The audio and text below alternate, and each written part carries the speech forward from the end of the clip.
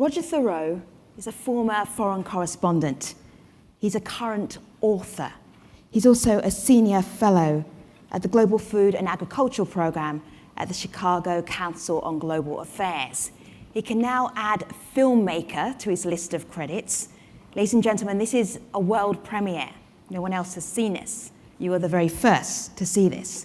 The Last Hunger Season Revisited.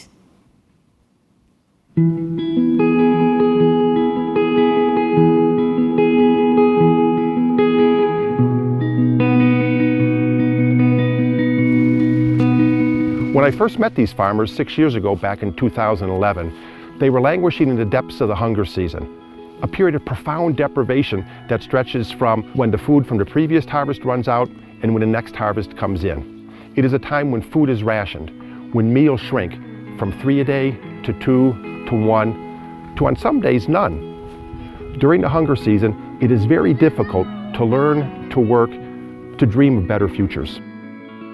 Agriculture is the key of life. Without food, you cannot survive. Helping to make farms flourish at home and abroad, to end hunger and malnutrition wherever it may be, is what has made America great in the eyes of many people and nations around the world. Their most urgent need is food.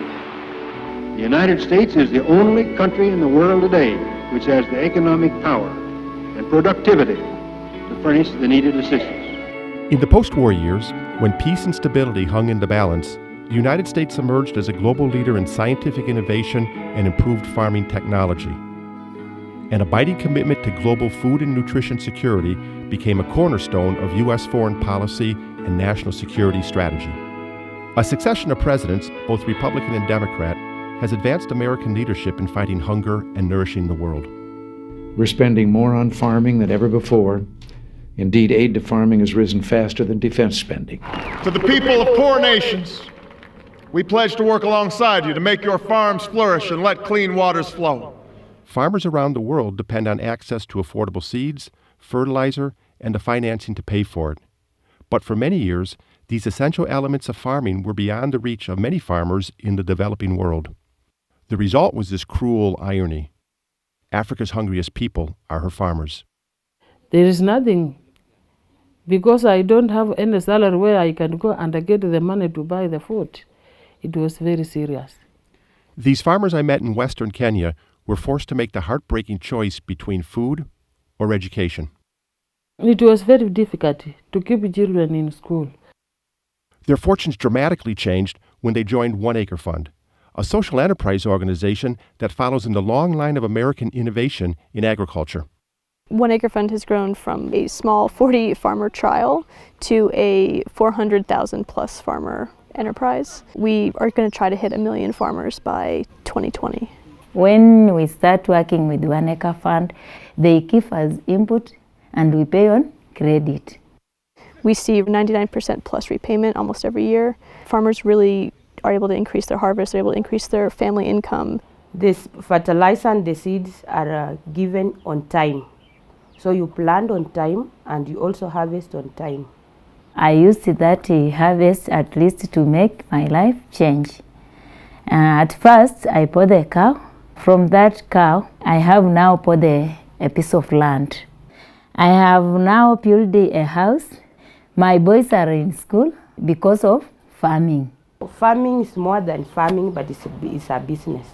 I planted groundnuts and I converted them into money, and that is the money that has taken Samuel to high school.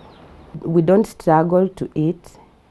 At least financially, we are better. One Acre Fund not only just provides seed and fertilizer to our farmers.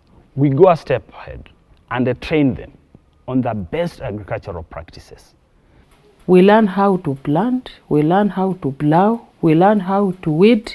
In the last, I was harvesting just small maize which cannot do anything. But this time I can produce a good maize. In just one season, the farmers celebrated a doubling, tripling, quadrupling of their corn harvests.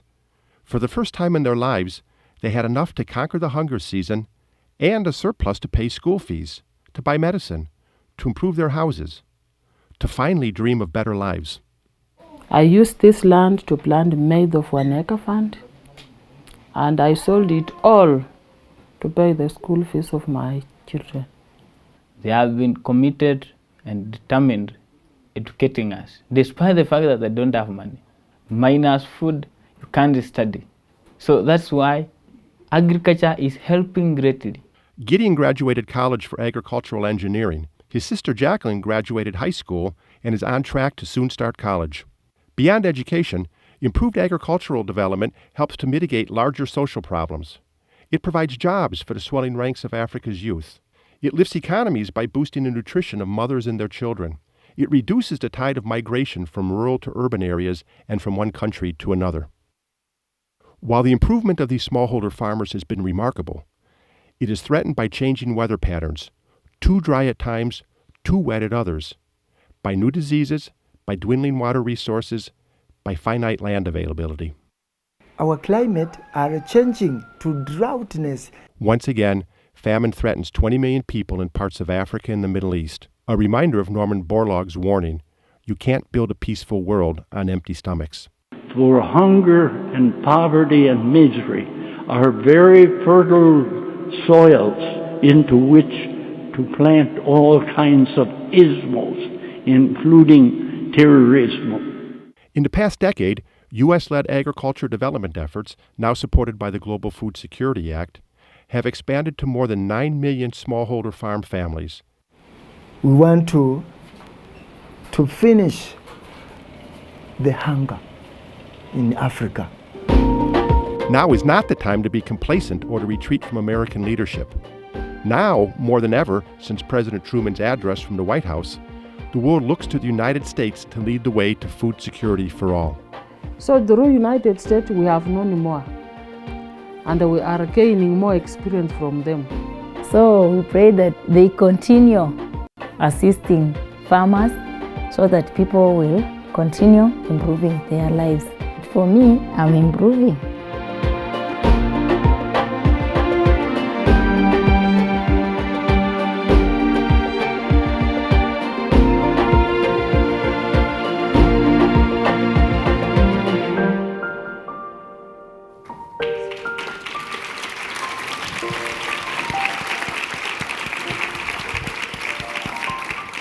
Wow, this is some world premiere. I'm impressed.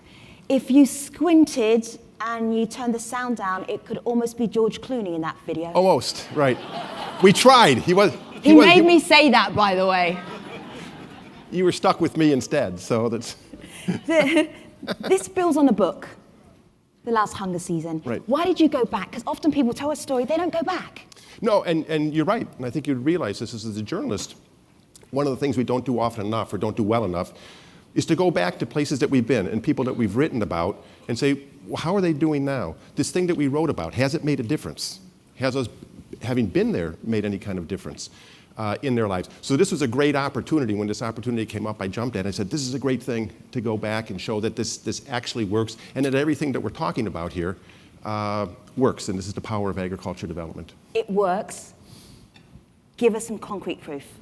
Yeah, so what you see, and there's all the farmers, so Rizzo and Sapor and Francis and Leonida, you can see how their lives, how as farmers they've gone from farming to live, so subsistence farming, to farming to make a living.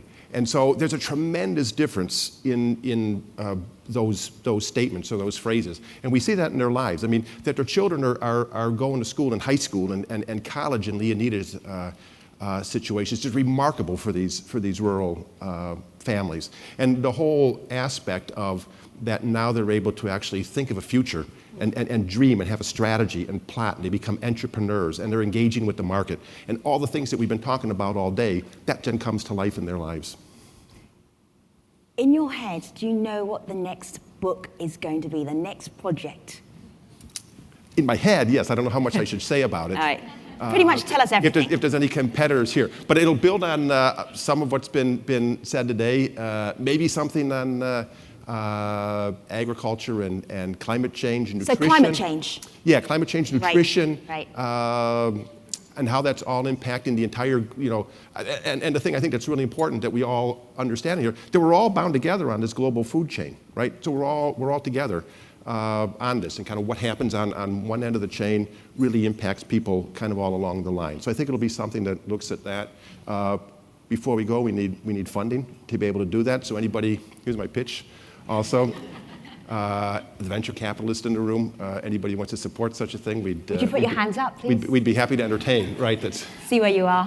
And you can right. make eye contact. Yeah, exactly, and hold them to it. Right. Roger, congratulations. Thank you. And we're looking forward to the next project. Dan Glickman is coming on the stage next. Yes. You work with him, you know him, former Agriculture Secretary, obviously co-chair of the Food and Global Food Program, Agriculture Program Right. at the Council on Global Affairs, Chicago. What, if you've been really candid, what would you say about him? One word, yeah, Catherine's laughing at Doug. Because I can't. As a journalist, one word would be raconteur. I mean, he's a great storyteller. Right. And he's got a joke for every occasion. All right. Hopefully he tells a couple. All right. And which is also, I think, is a hallmark of a very successful and great politician, that they can joke as well as be serious. So. I love that. A man who has a joke for every occasion. No pressure, Is that true? Dan I don't know. Glickman. We shall find out. We'll find out. Roger Good. Thurow, thank you very much. Thank you, Femi. Thank you.